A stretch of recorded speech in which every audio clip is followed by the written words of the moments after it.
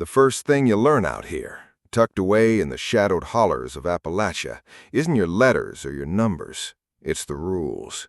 Don't whistle after dark, for you might summon something that whistles back. Don't follow a voice you don't recognize, no matter how sweet it sounds, for the sweetest voices often belong to the cruelest things. And never, ever answer a knock on your door if you ain't expecting company, especially not after the sun has bled out behind the western ridges. Most folks, city folks, they think these are just old wives' tales, superstitions born from isolation and the mournful sigh of the wind through the pines. But I was born here, in a cabin clinging to the side of Black Hollow Mountain.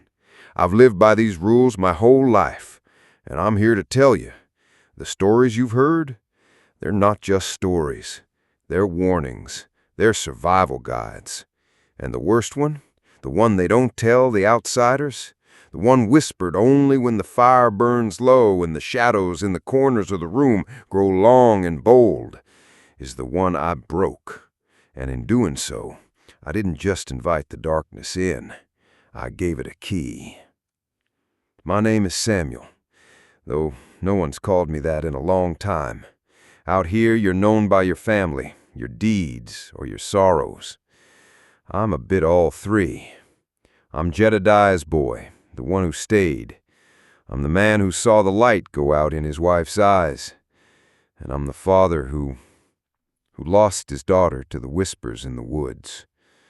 Her name was Lily. She was 7. She had hair the color of corn silk and a laugh that could make the wildflowers bloom out of season. She was my world, my sun, my everything.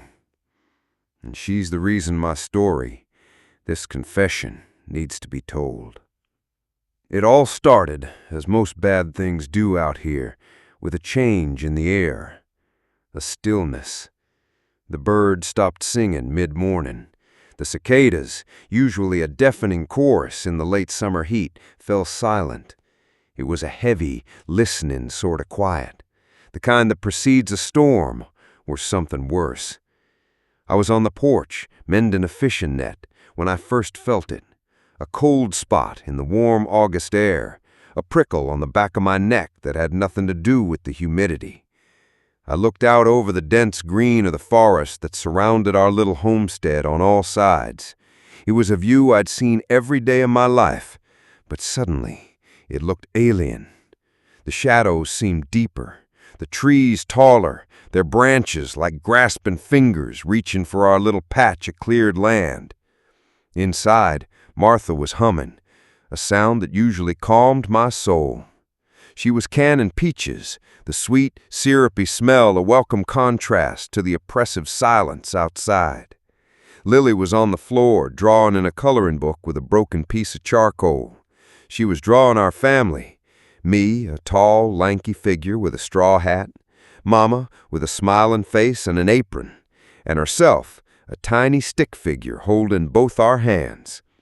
But behind us, in her drawing, the woods were just a solid black wall of scribbles, and from that blackness, 2 small red dots stared out.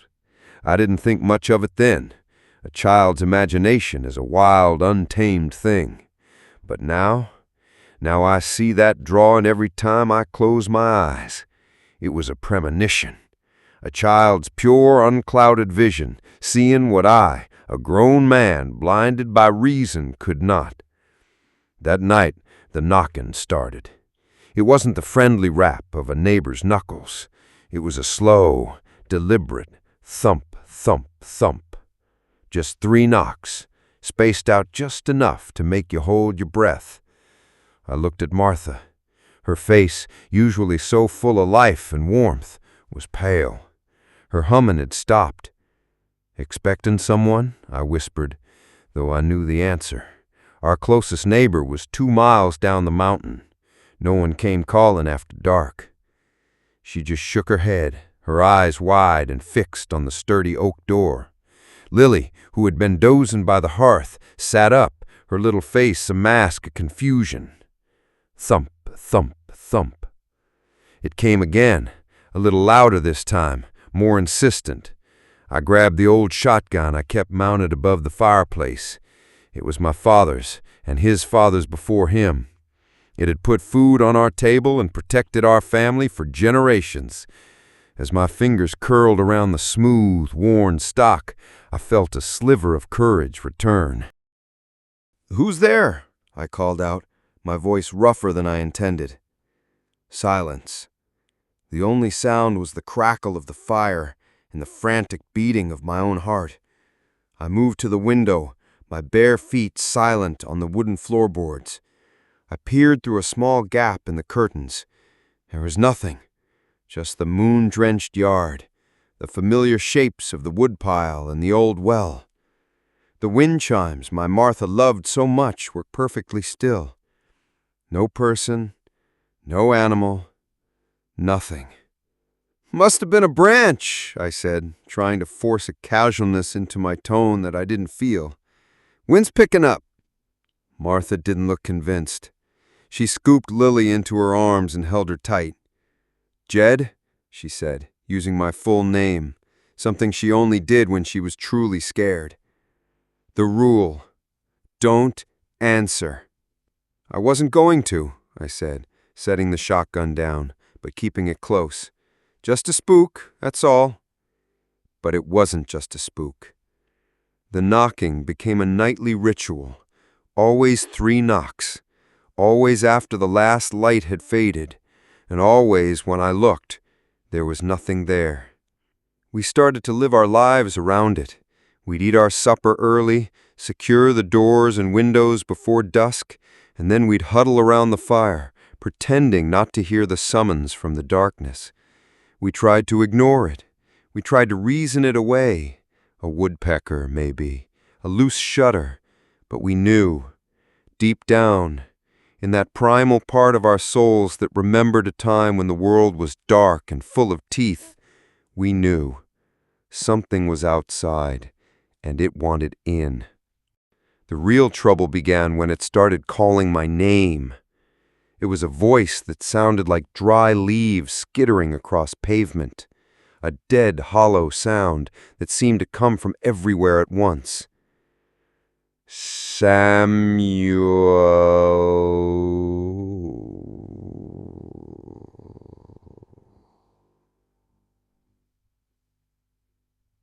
It would whisper my name from the trees when I was chopping wood.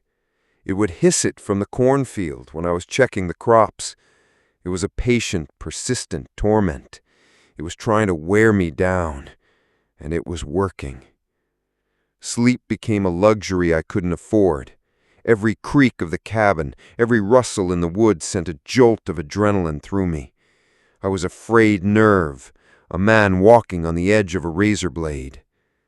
Martha saw the toll it was taking. She tried to be strong for me, for us. She'd sing hymns in the evening, her clear voice a shield against the encroaching dread. She'd talk about moving, about going to stay with her sister in the city, a place with street lights and paved roads and neighbors close enough to hear you scream. But we both knew we couldn't. This land was all we had. It was in our blood, our bones. To leave would be to cut out a part of ourselves. Then, one afternoon, Lily came running in from the yard, her face flushed with excitement.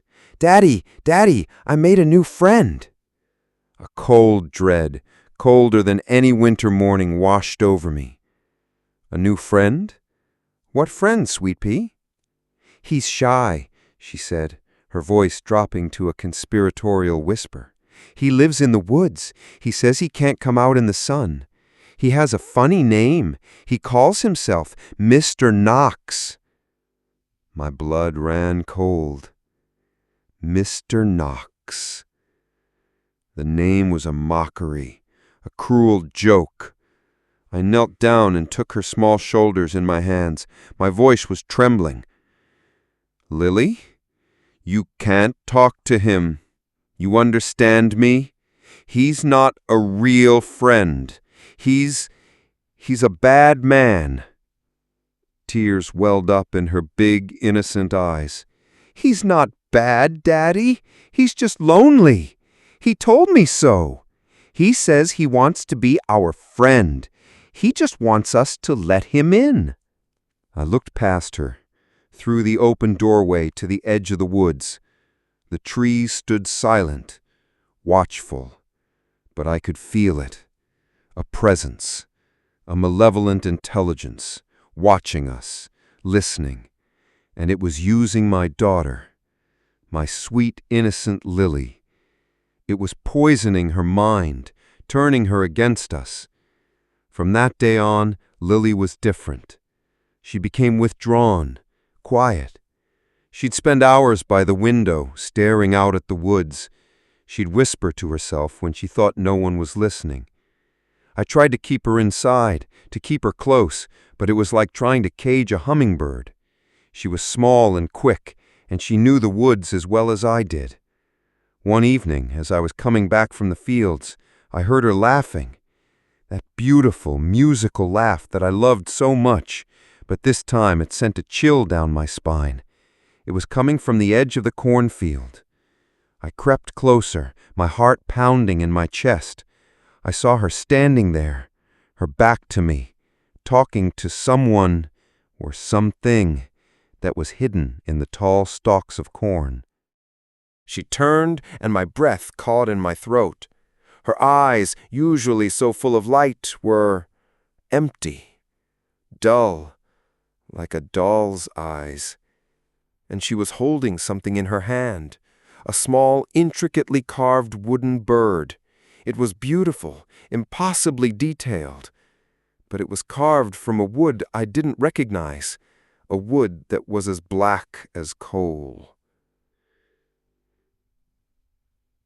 That night, the knocking was different. It wasn't just 3 knocks anymore. It was a frantic, desperate pounding. It sounded like someone was trying to break the door down.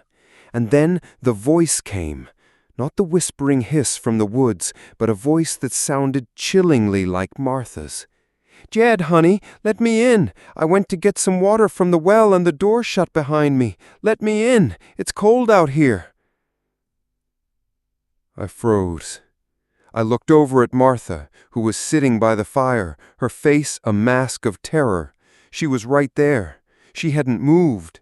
"Don't listen, Jed," she pleaded, her voice a fragile thread in the storm of noise. "It's a trick. It's a lie."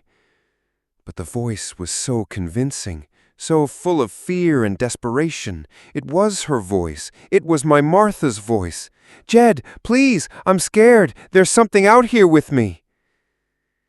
My mind was at war with itself. My gut, my instincts, everything I had ever been taught screamed at me to stay put.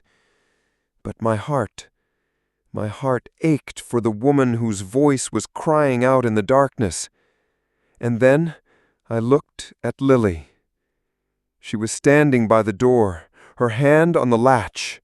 She looked at me, her eyes still holding that strange, empty gaze.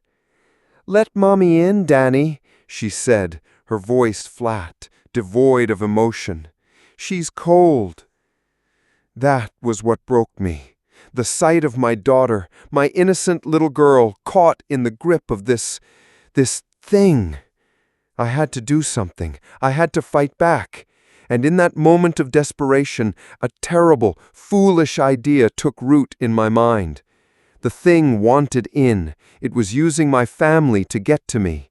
Maybe if I gave it what it wanted, maybe if I faced it, I could end this.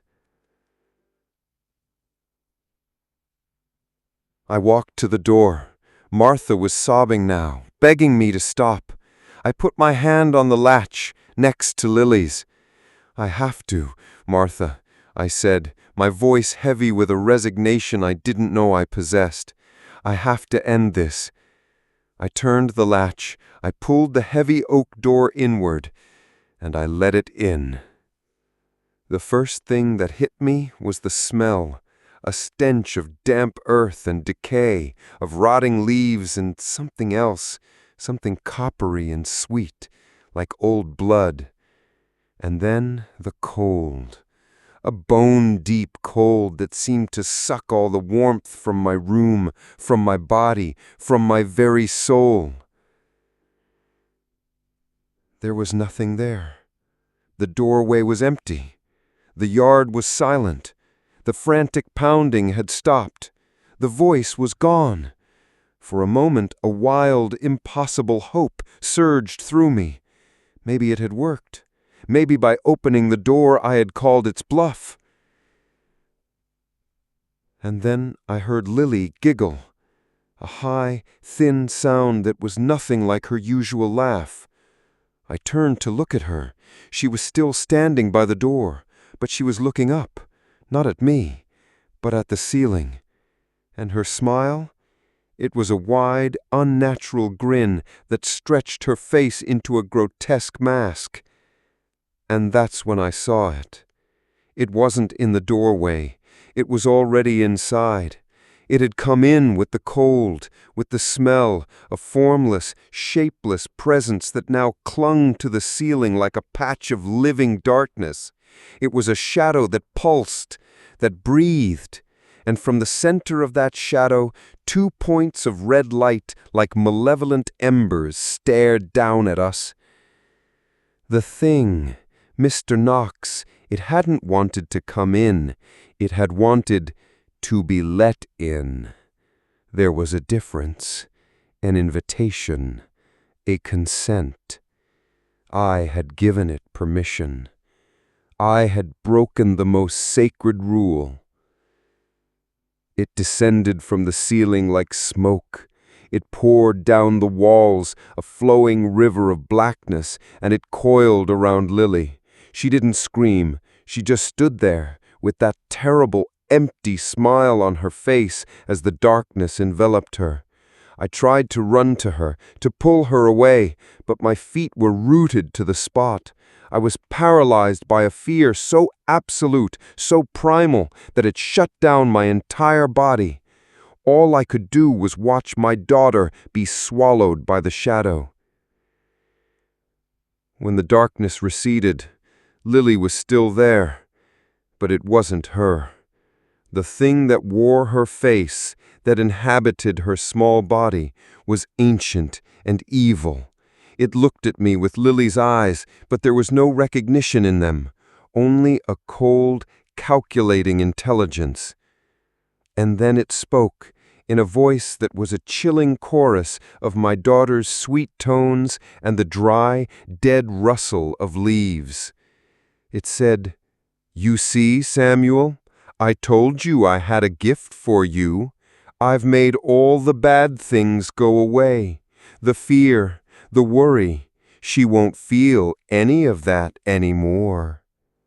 Martha let out a sound that was half scream, half sob. The thing in Lily's body turned its head, its movements jerky and unnatural like a puppet on a string. "Oh, don't be sad, Mommy. We can all be a family now, forever." That was when the true nightmare began. The thing didn't leave. It stayed. It wore my daughter's skin like a costume. It ate at our table. It slept in her bed.